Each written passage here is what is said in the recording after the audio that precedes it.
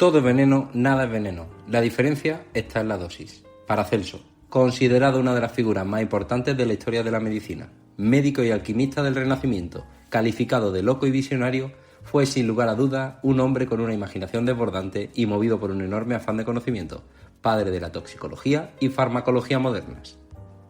Bienvenidos a Que la Salud te acompañe. Soy Antonio Galdeano, @farmaciagaldeano en redes sociales, y una vez a la semana hablaremos sobre actualidad de la salud, traeremos a algún profesional de la salud de diferentes ámbitos que nos ayude a entender mejor su especialidad y que nos dará consejos de cómo tener una vida mucho más saludable. Y también tendremos una sección para quitar mitos sobre la salud de en medio. Empiezo presentándome. Yo soy Antonio Galdeano, licenciado en farmacia por la Universidad de Granada. Nací en Linares, tierra de olivos, Rafael y donde 3 huevos son 2 pares. Me especialicé, tras formarme como farmacéutico, en terapias naturales, microbiota, en aromaterapia científica y en flores de Bach. Mi farmacia está en un pueblito de la Sierra Oeste de Madrid llamado Zarzalejo, que es un diamante en bruto. Si queréis ir a pasear, a ver montañas y a disfrutar de buena gente, os lo recomiendo sin duda. Ese pueblito para mí fue un reto, puesto que desde el primer día me empezaron a pedir cosas que yo no sabía que eran, normalmente cosas naturales, de las cuales me tuve que formar para poder dar el mejor servicio. Y gracias a ello y a mis pacientes me obligaron, para poder dar un buen servicio, a formarme en temas que hoy en día, 11 años después, están de actualidad. También le di fuerte a las redes sociales, y esto pasó ya hace mucho tiempo, cuando se usaba sobre todo Facebook e Instagram, estaba en pañales y TikTok ni existía. Al principio simplemente hacíamos vídeos para que la gente de alrededor viera lo que teníamos, pero actualmente ya tenemos más de 270.000 seguidores en todas las redes sociales, lo que hace que a diario podamos subir contenido y tengamos muchos pacientes en todo el mundo. Os invito a que nos sigáis y conozcáis el trabajo que hacemos desde hace años, donde aconsejamos, recomendamos y divulgamos sobre complementación alimenticia, fitoterapia. Una vez roto el hielo y conociéndonos ya, comenzamos nuestro primer programa de Que la Salud te acompañe. El primer episodio: la dosis hace el veneno. Y es que esta frase es la base de la farmacia, porque de alimento a medicamento y de medicamento a veneno solo lo diferencia la dosis. Un ejemplo muy claro es la nuez moscada. Esta especie tan común que usamos hasta para hacer croquetas se ha utilizado mucho a lo largo de la historia para quitar el dolor, puesto que tiene activos que tienen un estrecho margen terapéutico. Eso es lo que significa, es básicamente, que si te cuelas de dosis pasas de lo que hemos dicho, del alimento al medicamento y del medicamento al veneno. El polvo de nuez moscada se emplea habitualmente para condimentar, para hacer estas croquetas que hemos comentado antes, pero es cierto que si nos vamos a su aceite esencial, que no deja de ser un extracto de corriente de vapor que tiene sustancias volátiles mucho más potentes y sensibles, sí que vamos a llegar a un efecto terapéutico. En este caso, un efecto terapéutico que tiene hasta efecto estupefaciente. Por lo tanto, lo han usado históricamente siempre para quitar el dolor. Pero si nos colamos o usamos una vía no recomendada, podemos llegar a una intoxicación que puede derivar en la muerte. Y este solo ha sido un ejemplo, porque la realidad es que esto lo vemos a diario en la oficina de farmacia con la complementación o el uso de productos naturales. Gente que escucha que la cúrcuma es muy buena y se compra un bote de cúrcuma de condimento creyendo que va a tener suficientes curcuminoides, que es su activo real, para ejercer un efecto terapéutico para sus articulaciones o sistema digestivo. Nada más lejos de la realidad. Estos activos no van a estar presentes ahí puesto que no están tratados para ello. Y al igual modo, cuando compran la cúrcuma en un extracto ya activado y titulado para ejercer un efecto antiinflamatorio, creen que tomando más van a conseguir mayor efecto y a veces lo que consiguen son sobre todo efectos secundarios o intoxicaciones. Para ello hemos creado este programa y sobre todo nuestras redes sociales, puesto que a diario intentamos focalizar, enseñar y hacer entender a la gente y a los pacientes que los recomendadores de la salud somos los profesionales sanitarios y somos los que estamos formados y velamos por su salud. Este programa va a tener como objetivo ayudar a que toda esta información, que no sabemos muy bien de dónde sale, normalmente de primos, cuñados y vecinos, se aclare de una vez por todas y gracias a los profesionales que vamos a traer, lo veáis más claro y además lo intentemos hacer digerible y entendible. Y es por eso que hoy vamos a hablar de uno de los complementos alimenticios más vendidos actualmente y que más publicidad se le da. Y no es otro que un gran mineral, el magnesio. Gracias a las redes sociales, a cuñados, a vecinos, a varias marcas que han estado bombardeándonos durante años, tenemos el magnesio hasta en la sopa. Y esto es un problema puesto que el magnesio en sí no es absorbible. Requiere ir acompañado de una sal que según su calidad y su tipo nos va a permitir que este magnesio sea mejor absorbible o peor. Pero empecemos por el inicio. ¿Qué es el magnesio? Como he dicho, el magnesio es un mineral que tiene funciones indispensables para la función muscular y para muchas otras funciones metabólicas del organismo. Solo hay que ver que cuando uno tiene déficit, que es muy habitual, se suele tener contracción muscular, cefalea, dolor, cansancio, falta de sueño, etc. Pero por lo que la gente lo ha conocido siempre es porque siempre ha ido asociado al colágeno. Se han vendido toneladas y toneladas de polvo blanco de colágeno hidrolizado con magnesio.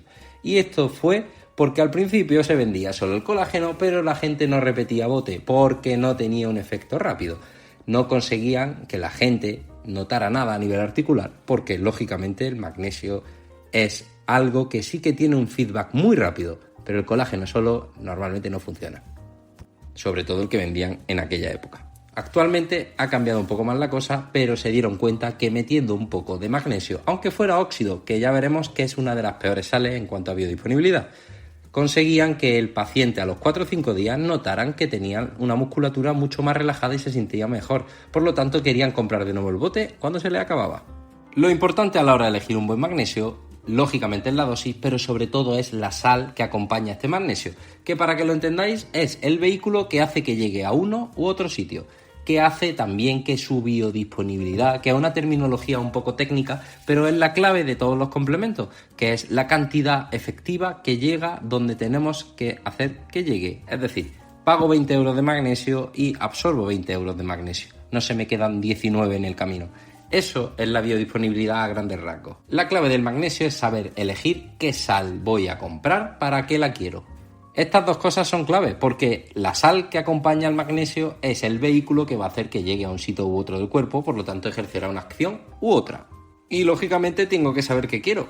Lo primero que os preguntamos es ¿para qué lo quieres? ¿Por qué quieres magnesio? Te duelen los músculos, estás agarrotado, haces deporte y tienes mucho cansancio, estás deshidratado, dolor de cabeza, duermes mal, no vas bien al baño. Todas estas funciones las puede cubrir el magnesio, pero la sal indicada hará que lo haga bien. Si tienes problemas de estreñimiento y tomas biglicinato de magnesio no vas a notar nada. Y al contrario va a pasar lo mismo. Si lo que quieres es dormir mejor y tener menos ansiedad, no puedes usar un óxido de magnesio puesto que no va a atravesar la barrera hematoencefálica y no va a llegar en las zonas donde debe ejercer su función.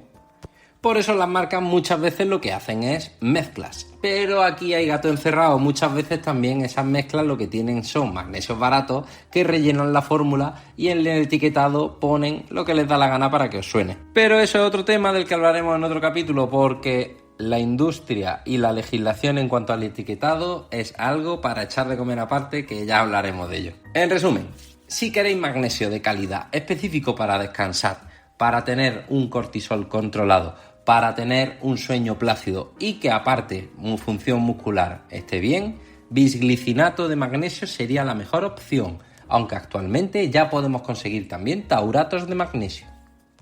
Estas dos sales son muy interesantes porque son sales queladas, son estructuralmente formadas para que nadie las robe, nadie las moleste y puedan atravesar barreras complejas.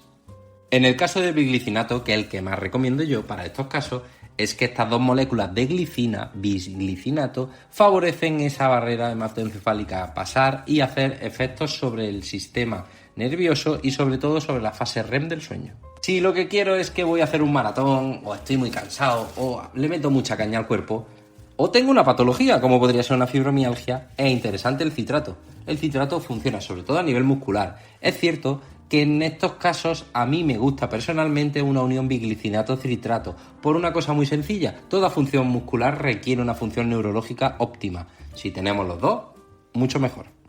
Ojo, porque el citrato sí que puede tener algún tipo de problemilla a nivel intestinal. Entonces, si tienes problemas estomacales, el citrato a veces puede ser problemático.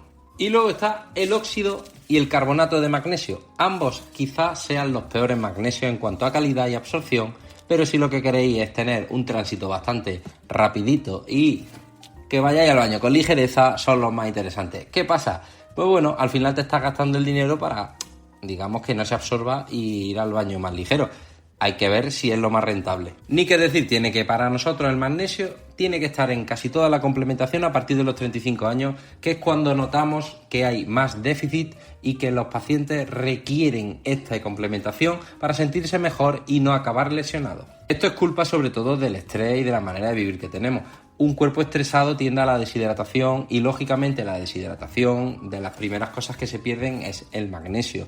Por lo tanto, al complementarlo, se suele notar en muy poquito tiempo una mejora evidente. Por eso la gente se adhiere muy bien al uso de magnesio. Algo interesante que hay que saber del magnesio es que su uso prolongado no tiene más problemática, exceptuando pacientes que puedan tener insuficiencias renales.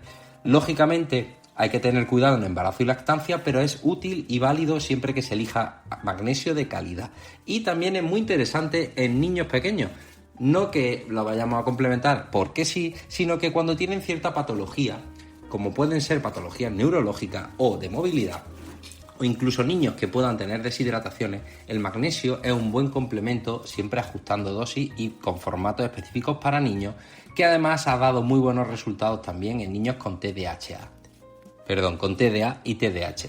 Es cierto también que algunos medicamentos antihipertensivos el magnesio tiene que estar regulado por el médico, porque puede alterar absorciones o alterar el efecto de estos medicamentos. Pero en general es un complemento muy seguro que además, como he dicho antes, genera muy buen feedback, que es la manera de decir que el paciente lo nota y cuando deja de usarlo porque quiere descansar, se acuerda de él y por eso vuelve a la farmacia habitualmente a preguntarnos de nuevo si lo toma de nuevo o si cambia. Yo soy de los que siempre opinan, además, que al retomar el magnesio, si la actividad o el por qué ha cambiado, hay que cambiar la marca. No hay que casarse con el mismo magnesio. Incluso hay que valorar el estudio personalizado de las marcas de magnesio. Aunque sean 2 o 3 marcas que tengan el mismo tipo de sal, como he dicho antes, no siempre son el mismo producto. Por lo tanto, hay que ir leyendo, hay que ir viendo cómo va cayendo, cómo va sentando esos magnesios a nuestro organismo, puesto que cada organismo es diferente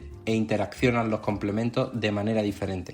Comenzamos la sección donde vamos a entrevistar, hoy vamos a tener al doctor Guillermo Gómez Gallego, intensivista del Hospital Regional Universitario de Málaga, de la Unidad Coronaria de Cuidados Intensivos. ¿Lo he dicho verdad, Guillermo?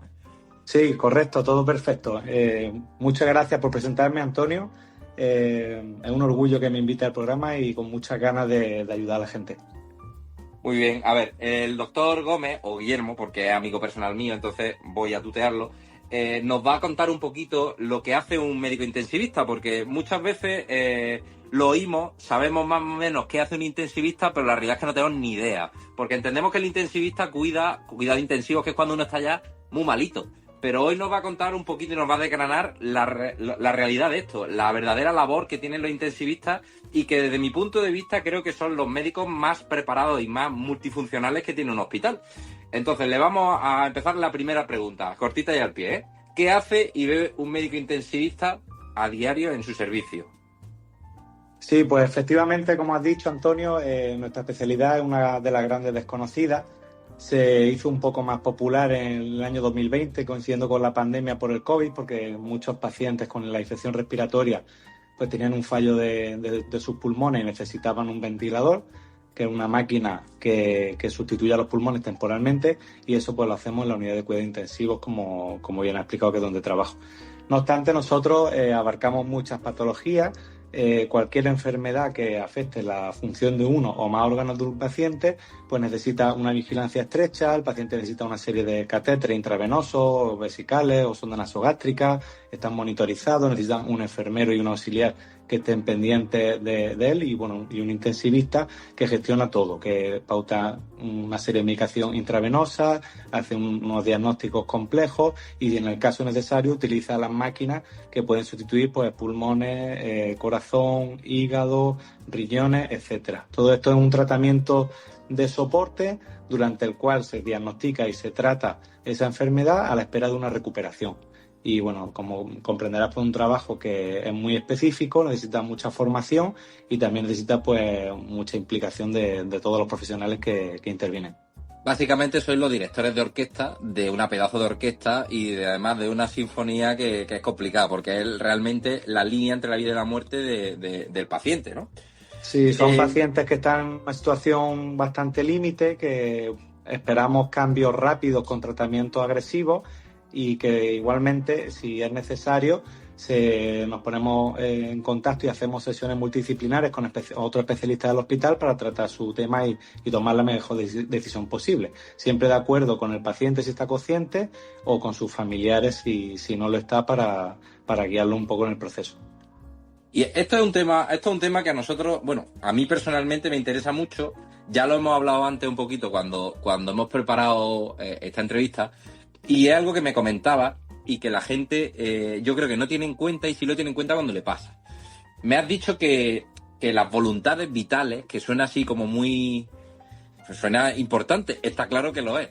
Las voluntades vitales es eso que nosotros tenemos como concepto de lo que queremos que hagan con nosotros si nos pasa algo, ¿no? Pero queremos que tú, que las vives a diario, que ves ese momento en el que tienes que preguntarle si esto se ha hablado o si esto está escrito en el informe de algún médico previamente. ¿Cómo hacéis esto? Contanos un poco qué son las voluntades vitales.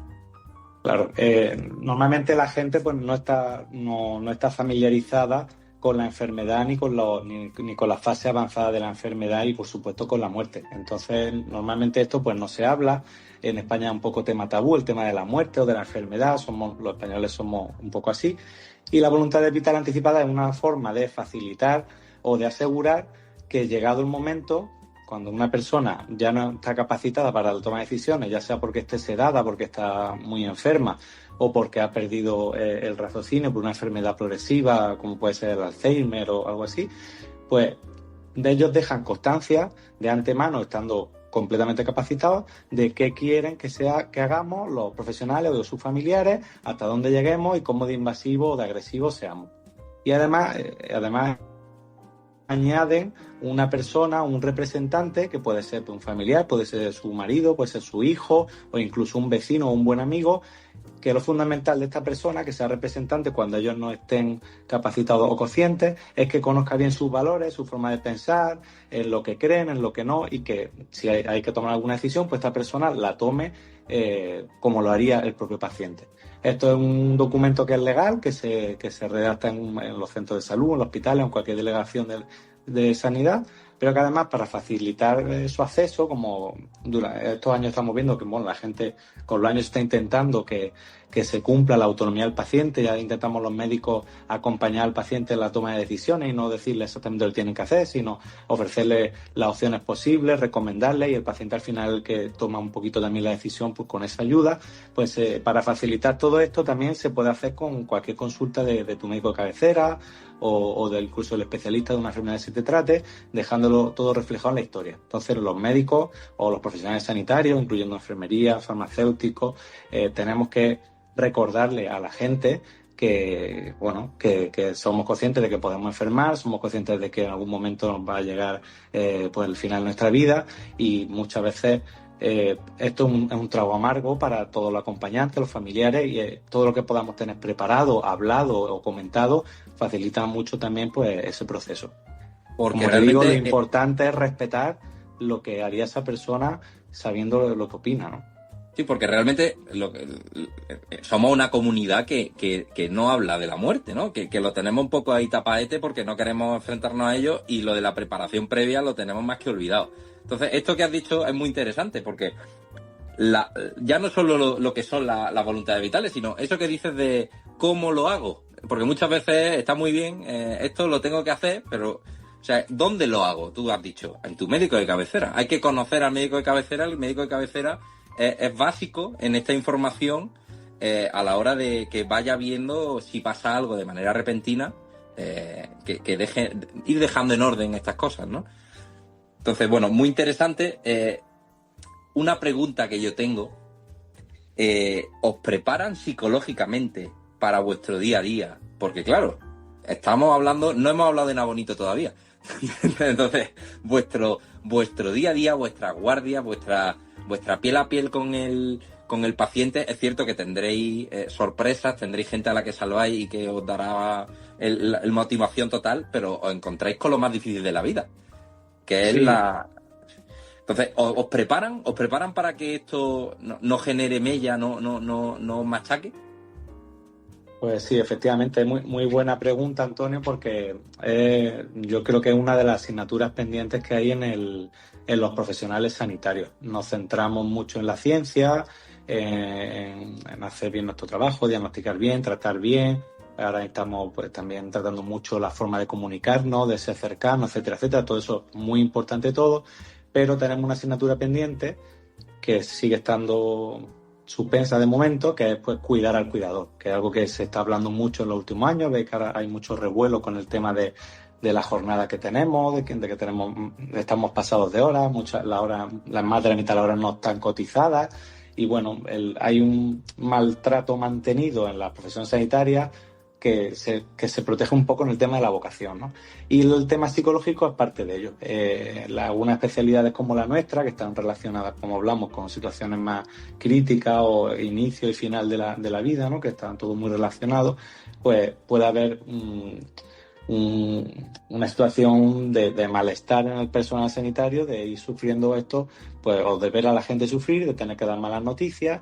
Y bueno, nosotros es verdad que lo normalizamos. Yo ya llevo pues desde 2011 trabajando en esta UCI de Málaga, como te digo, y bueno, normalizamos, y como cualquier trabajo, ¿no? Pues ya entra en rutina, pero mi opinión personal y la de muchos compañeros, que es algo que pues poco a poco te va haciendo mella y al final te va a pasar factura de alguna manera. Siempre hemos tenido algún problema de episodio de depresión de algún compañero, sobrecarga laboral, o por mal encuentros con algún paciente que ha ido mal, etcétera, ¿no? Sí, es decir, Y realmente no nos preparan, la respuesta es que no nos preparan. esa es la historia. Al final está muy bien. Yo he entendido perfectamente lo que quieres decir, pero la realidad es que hay que cuidar al cuidador, lo has dicho perfectamente. Es decir, es la realidad de esto. Si queremos que nuestra salud y nuestro sistema sea el mejor, como decimos, ¿no? Que bueno, que en algunos momentos hemos visto que se nos ha visto las costuras. Si no cuidamos al cuidador, si no le damos el descanso y la valoración que debe tener, tanto económica como moral, estamos abocados al fracaso. Es decir, y además lo vemos a diario. Profesionales sanitarios que tenemos la mejor formación probablemente del mundo aquí, que huye. No es que se vaya, es que huye. Entonces, desde aquí, nuestro programa sirve para esto también y pretendemos que sea así. Entonces, tenemos que dar voz a los que no escuchan, porque no es que no lo digan, porque vosotros lo decís. Es que nadie os toma en serio en algo tan serio como es la salud. Entonces, desde aquí, oye, quien nos pueda escuchar y tenga poder, a los médicos hay que cuidarlos porque son los que nos cuidan. Y a los intensivistas más. Te lo agradezco. No. Estamos de acuerdo. Bueno, seguimos. Hay un tema que me comentabas. Vosotros, como tratáis esta línea tan fina entre la vida y la muerte, estáis ahí cuando hay trasplantes. Es decir, todo el tema de trasplantes, vosotros estáis en primera línea. Quiero que me cuentes, porque somos los mejores en trasplantes, y eso se ha dicho siempre. Yo tengo otros amigos que también se dedican a esto, anestesistas y demás, y ellos siempre lo dicen. ¿Somos los mejores en trasplantes? Sí, totalmente cierto. Somos número 1 a nivel mundial desde hace muchos años en donación y trasplante de órganos. Y bueno, esto tiene una explicación que es un poco larga, son varios puntos. El primero es a nivel legal, que en España existe el consentimiento presunto. Eso significa que todos los españoles, todas las personas somos donantes en potencia y estamos dispuestos a donar nuestros órganos, salvo que digamos lo contrario. Que esto además se apoya con que tenemos un sistema de salud público, universal, para todo. Entonces eso facilita que se llegue a todas las personas que tengan la opción de donar su órgano. Otra parte muy importante es que estamos muy actualizados a nivel científico, que hay una gran labor de investigación, tenemos las últimas técnicas y se pueden donar órganos en situaciones que hace pocos años no se podían.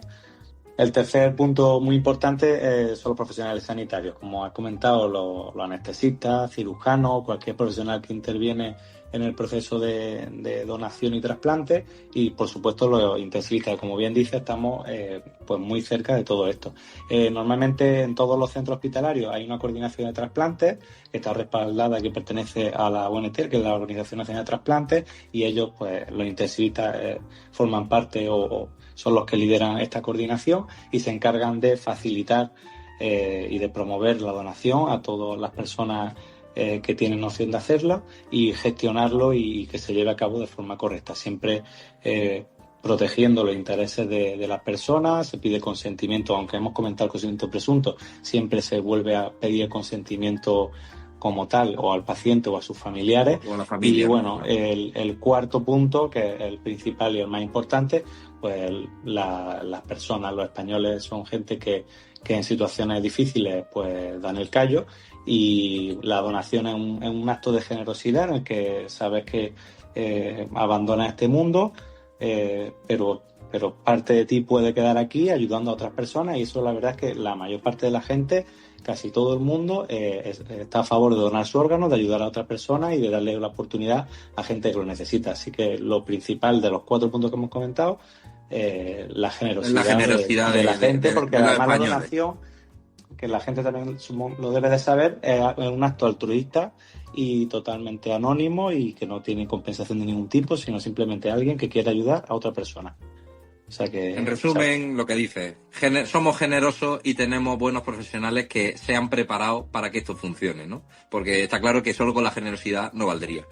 Entonces, esa capacidad que habéis tenido de aunar esfuerzos en especialidades y hacerlo eficiente, porque la realidad de los trasplantes es que el tiempo es la clave, ¿no? Algo interesante de lo de los trasplantes y que quiero que comente, porque hay un tema que es la muerte cerebral, que no tenemos muy claro, porque está claro que cuando te mueres, corazón, se para, hasta luego, pero el mundo de trasplante, hay veces que no, esta muerte cerebral es la que realmente probablemente más posibilidad de trasplantes da, ¿no? ¿Cómo se trata este tema? Eso es, pues normalmente sí se conoce, como bien dice, la muerte clásica que decimos, ¿no? Que, bueno, una parada cardíaca, el corazón deja de latir, la sangre deja de llegar a los órganos y esos órganos pues fallecen y la persona fallece. Entonces, con la muerte normal, que se ocurre pues, en la calle o de forma inesperada, la donación de órganos no es posible porque los órganos también pierden su flujo y dejan de ser viables. Pero también hay otro tipo de muerte, como has preguntado, que es la muerte cerebral. Esto ocurre cuando hay una lesión directa sobre el cerebro, que puede ser un traumatismo craneoencefálico por accidente de moto, por ejemplo, un infarto isquémico cerebral, una hemorragia cerebral, o incluso en situaciones de parada que se reaniman correctamente y el paciente sale adelante, recupera latido, pero ese cerebro ha estado un tiempo con un bajo gasto, con poca llegada de oxígeno, y el cerebro sufre daño irreversible e incluso llega al fallecimiento cerebral. Y en este caso, el paciente se declara muerto. Esto es un diagnóstico que se hace con pruebas de imagen, pruebas eléctricas y también por la exploración del médico intensivista o neurólogo, y se da, legalmente el paciente fallece. Pero su órgano, quitando el cerebro, siguen funcionando durante 24 o 48 horas. Entonces el corazón sigue latiendo, le llega oxígeno a los riñones, al hígado, que son los principales objetivos en este tipo de pacientes. Y si ese paciente en vida dijo que estaba de acuerdo y la familia está de acuerdo, pues es posible donar su órgano bajando a quirófano y obteniendo, pues, dándole esa oportunidad a personas que estén esperando recibir un posible órgano de un donante. Bueno, Guillermo, unidad coronaria de cuidado intensivo. Está claro que todo lo que sabemos, que es bastante poco probablemente, sobre reanimación, y todo esto vosotros lo veis a diario, sois los especialistas y sois los que forman a todo el mundo, ¿no? Entiendo, porque estaréis todos los días liados reanimando gente, ¿no? Entiendo así. El español medio sabe de reanimación de lo que ha visto probablemente en los vigilantes de la playa y en alguna película. Entonces, aparte de eso, cuéntanos en qué se basa esta reanimación y bueno, háblanos un poco de este tema. Sí, efectivamente, yo estoy, como has comentado al principio, desde el 2016 en la unidad coronaria, y bueno, nosotros englobamos cualquier patología que tiene que ver con el corazón y que hace que el paciente esté grave o muy crítico, ¿no? Esto no solo son los infartos de miocardio o las paradas cardíacas, que son los dos que han mencionado, sino que también puede ser pues una valvulopatía, la arritmia, ya sean rápidas o lentas, o una cirugía cardíaca para solucionar algún problema que requiere un operatorio pues muy muy específico y muy intenso, una infección cardíaca. Todo esto es lo que vemos nosotros en nuestra unidad. Y además de eso, pues como bien dice, nosotros llevamos la parada cardíaca, sobre todo la de causa desconocida o de causa cardíaca, que son la mayoría, y además, pues bueno, yo por ejemplo soy instructor en reanimación cardiopulmonar avanzada y también básica. Entonces, nuestro objetivo principal es que los profesionales sean capaces de dar la asistencia que tengan que dar en el ámbito en el que se encuentren. Por ejemplo, a un auxiliar o un celador se le explica algo muy parecido a lo que se le explicaría a la población general, que es que detecte una parada, que inicie un masaje cardíaco de calidad, que pida ayuda lo antes posible y que además añada, si es posible, pues un desfibrilador automático, que ya como bien sabes pues lo tenemos en polideportivos, en farmacias, en centros de salud, por todos sitios, ¿no? El objetivo es salvar vidas. La parada cardíaca, ya sea de causa cardíaca o de otro tipo de causa, pues el tiempo es muy importante, igual que ya se habló hace un tiempo, ¿no? Del ictus cerebral, ¿no? Que había unos signos premonitorios, pues en el corazón también hay signos premonitorios. Hablando del infarto, ya que lo han mencionado, lo habitual o lo que siempre la gente conoce y habitualmente siempre se habla del dolor opresivo centrotorácico, como un peso mantenido que se puede irradiar al cuello, a los hombros, a los brazos e incluso a veces pues, se puede asociar a otros síntomas. En este caso, lo que hay que hacer es consultar rápidamente, porque si es un infarto, lo que hay que hacer es abrir rápidamente el vaso obstruido para recuperar el flujo de oxígeno en las coronarias.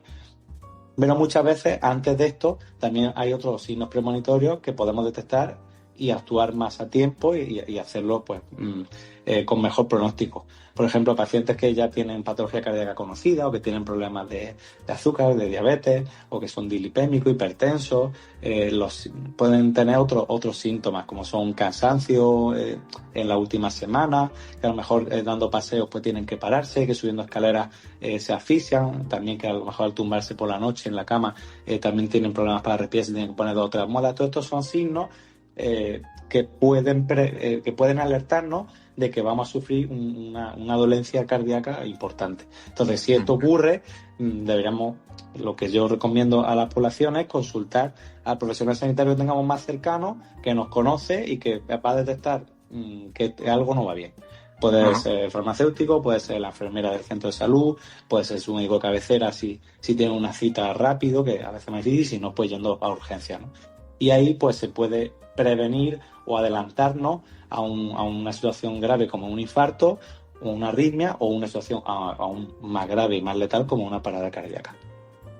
Bueno, Guillermo, para cerrar la entrevista, ¿qué nos aconsejas para no conocerte en una situación de UCI? Es decir, que nos podamos ver en otro sitio y no tú con el pijama verde y teniendo que atendernos, o por lo menos lo más tarde posible.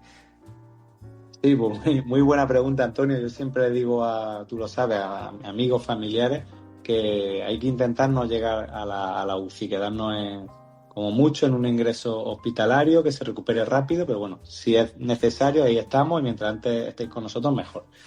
Pues lo principal es cuidarse, hay que cuidarse, hay que intentar tener una vida activa, hacer ejercicio en la medida de nuestras capacidades, una alimentación sana, dieta mediterránea, evitar excesos, evitar tóxicos como son el tabaco y el alcohol, evitar el estrés. Me dirás que no estoy diciendo nada nuevo, pero es que es algo que nos sigue costando hacer, ¿no? Yo hablo siempre del equilibrio, de que tenemos tiempo para todo, que hay que saber gestionarse, tener una vida saludable, y eso incluye dormir bien también, ¿no? Por ejemplo. Y añadido a eso, que sería pues, prestar atención a uno mismo, también darle importancia a todas las recomendaciones que vemos pues de todos los profesionales sanitarios, ya sean las tuyas, ya sean las de las que vemos a veces de prensa, si nuestro médico cabecera lo deberíamos conocer o tener alguna visita, que él sepa pues quiénes somos, que nos ponga cara, que sepa si notamos algo que no nos gusta, y cuando notemos algo raro, pues acudir a quien podamos más cercano, que nos pueda ayudar y orientar un poco.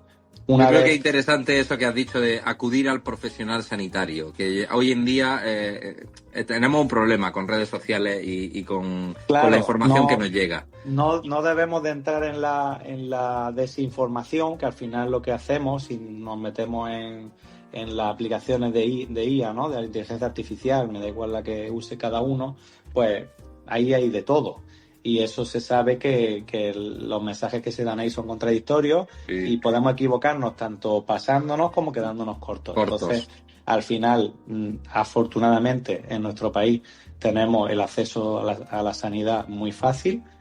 Tiene sus desventajas, como son pues los tiempos de espera, claro, etcétera. Bueno, pero lo tenemos, ¿no? Entonces yo creo que cuando esté indicado hay que utilizarlo, tenemos que aprender a conocernos también, y por supuesto cuando ya nos diagnostiquen algo, pues favorecemos la comunicación los profesionales con los pacientes, intentamos llegar a acuerdos de los caminos a seguir, tenemos una adherencia al tratamiento, vamos a intentar hacer las cosas bien, no pasarnos por un lado ni quedarnos por el otro, ¿no? Intentar ser, pues, sentido común, comprendernos todos y trabajar juntos para recuperarnos y curarnos lo antes posible, que es el objetivo. Yo creo que has dicho una palabra clave. Una cosa ha sido el equilibrio dentro de qué hacer, el equilibrio, ni mucho ni poco, quedarnos en medio, que la gente también se pasa, es decir, tenemos gente que quiere hacer deporte y se mete ya a hacer ultramaratones, y gente que dice el deporte no es lo mío y no ha sudado desde hace 30 años por actividad física. Totalmente. Y luego otra de las cosas es sentido común, que es el menos común de los sentidos, como bien dicen. Entonces, yo aquí en el mostrador lo veo a diario. Sentido común perdido por las calles y equilibrio también y homeostasis perdida también. Entonces, creo que ha sido una entrevista que no hace... darte las gracias, porque esta entrevista yo creo que ha abierto los ojos, por lo menos hasta a mí, diría, porque uno no sabe hasta dónde llega el trabajo de otro hasta que se lo cuentan. Y eso nos ha pasado a los farmacéuticos también. Los farmacéuticos nos pasa mucho esto de que damos cajita y poco más, y que no salimos a mostrador, o que salimos a mostrador pero a vender cremas.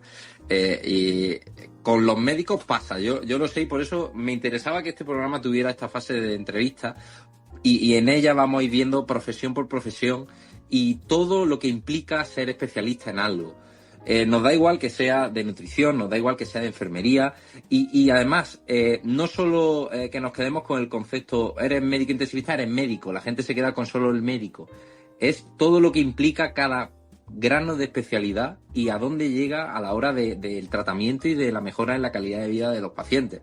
En este caso, Guille, imprescindible para salvar, para trasplantar y para tomar decisiones básicas en la línea de la vida y la muerte. Darte las gracias, porque yo creo que no va a ser gracias a ti, Antonio, porque no va a ser la última vez que hablemos contigo, nos lo van a pedir seguro, y bueno, entiendo que no tendrán ningún problema en acudir a nuestra llamada,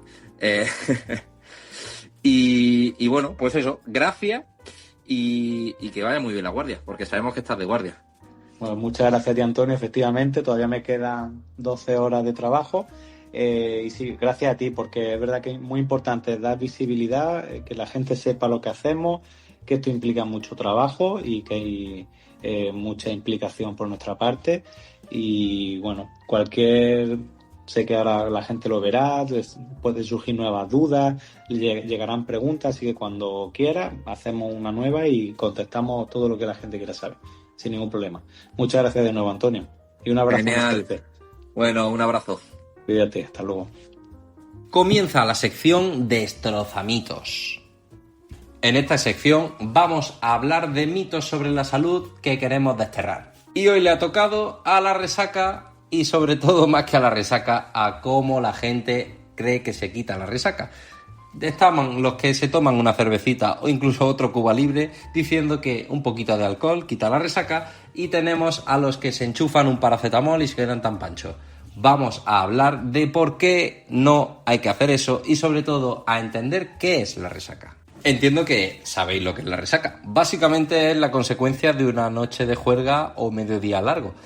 Cuando uno ingiere alcohol, sabemos lo que hace. El alcohol es una droga que genera una depresión a nivel sistema nervioso, pero hace una cosita que no todo el mundo sabe, que es inhibir la hormona antidiurética. Esta hormona lo que hace normalmente cuando no está bloqueada es favorecer que no nos meemos por las esquinas, controlar que no vaciemos la vejiga y tengamos ganas de orinar. Por eso, si os habéis dado cuenta, cuando ya lleváis 2 o 3 copitas o alguna cervecita de más, uno le da por ir al baño y ya no puede parar en toda la noche. Y eso es porque ya habéis bloqueado la hormona antidiurética.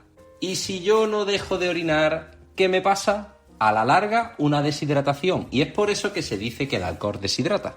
Y al deshidratarnos, básicamente lo que perdemos son electrolitos. Ese magnesio del que hemos hablado antes, entre ellos. Pero muchos otros electrolitos que son indispensables para la homeostasis, el equilibrio de nuestro organismo. Y si estamos deshidratados y no tenemos electrolitos, es como si nuestro sistema eléctrico de la casa no tuviera capacidad para llevar esas órdenes eléctricas a los órganos. Nuestro cuerpo se estresa y entonces aparecen estos síntomas. No creo que los tenga que explicar a ninguno, pero por si acaso, dolor de cabeza, cefalea, dolor muscular, cansancio, agotamiento, depresión, ansiedad. Todo esto va mediado por esa falta de electrolitos que condiciona que nuestro cuerpo entre en una activación brutal del sistema simpático, lo que acelera aún más la deshidratación y que estemos en ataque y en defensa, porque nuestro cuerpo se quiere defender y además lo que nos va a pedir es todo el rato hidratarnos. El problema está ahí, que lo que os hidratáis, los que creen que con la cerveza se quita la resaca, es con más alcohol. Lo que conseguís al final es aumentar de nuevo los niveles de alcohol en sangre, consiguiendo estresar de nuevo el hígado y consiguiendo de nuevo una bonita resaca. Es cierto que al principio no la notáis porque vais bolingas perdidos y entonces no notáis nada, pero la realidad es que a la larga lo que conseguís es estar peor. Pero como yo sé que la mayoría han tenido un primo, un cuñado que ha estudiado y le ha dicho que la cerveza no es buena, está fresquita pero no es buena, se han tomado el paracetamol. Ellos dicen, pues si para una gripe me quita el dolor de cuerpo y el dolor de cabeza, para la resaca también me tomo mi paracetamol. Primero hay que decir que el paracetamol no es antiinflamatorio.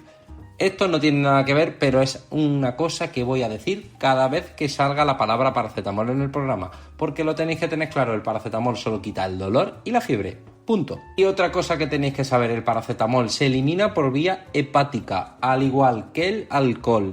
¿Creéis vosotros que si he estado toda la noche bebiendo alcohol, por lo tanto mi nivel de metabolización de alcohol, que es lento, hace que mi hígado esté trabajando toda la noche? Mientras duermo sigue trabajando, me despierto y sigue trabajando, puesto que la eliminación del alcohol en sangre tarda entre 6 y 8 horas desde la última copa que me tomo. Por eso muchas veces alguno se ha pegado un susto cuando se ha despertado después de la resaca, decía, pues yo me siento medio borracho, pero voy a coger el coche para ir a algún sitio. Le han hecho soplar y ahí se ha quedado, con un positivo. Por lo que si tomo paracetamol, que de por sí va a hacer que mi hígado trabaje de nuevo para eliminarlo, primero, voy a estresar a mi cuerpo de nuevo. Segundo, no voy a quitar la causa que me está generando la resaca, puesto que no me estoy rehidratando. Estoy simplemente tapando los síntomas del dolor. Y tercero, estoy generando un estrés brutal a mi hígado que hará probablemente que me encuentre peor e incluso en algunos casos que se complique la cosa, generando a veces hepatitis. Por lo que mito destrozado, la cerveza, el alcohol no quita la resaca y el paracetamol no es buena opción para quitarlo tampoco. Consejo que os doy, hidrataros. ¿Cómo me hidrato? Con alimentación, con suero, con algo que me aporte electrolitos.